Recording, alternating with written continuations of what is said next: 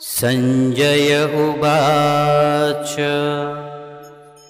इत्यहं वासुदेवस्य पार्थस्य च महात्मनः संवादमिमं श्रोषम् अद्भुतं रोमहर्षणम्।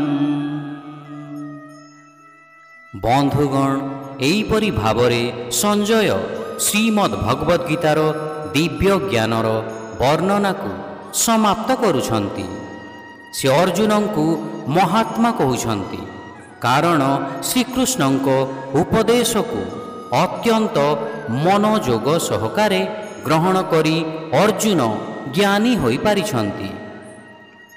श्रीकृष्ण और अर्जुन दिव्य वार्तालाप शुणी संजय अत्यधिक आश्चर्यचकित एवं स्तंभीभूत होइछंती।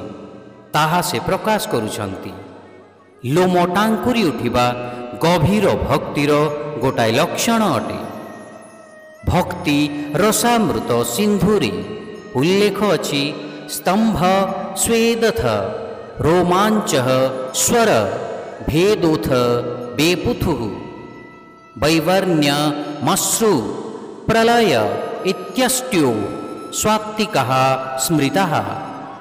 अर्थात भक्ति उत्साहर 8 गोटी लक्षण हेउछि स्तंभ बा निश्चल होइजिबा, स्वेद निर्गत हेबा, लोम टांकुरी उठिबा, कंठ रुद्ध हेबा, कंपन जात हेबा, अश्रु श्रावित हेबा, मुखमंडल श्वेता पड़िजिबा एवं मूर्छित होइजिबा। संजय एपरी प्रगाढ़ भक्ति भावना अनुभव करुछंती जे दिव्य आनंदरे तांको लोम टांकुरी उठुछि।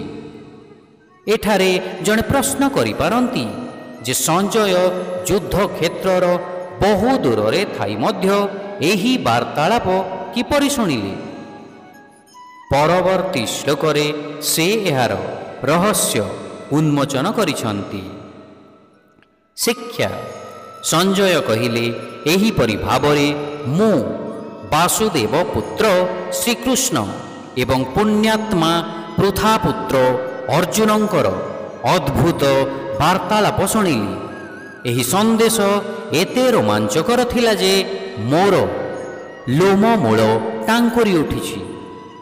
संजय से thus have I heard this wonderful conversation between Sri Krishna, the son of Vasudeva, and Arjuna, the noble-hearted son of Pritha.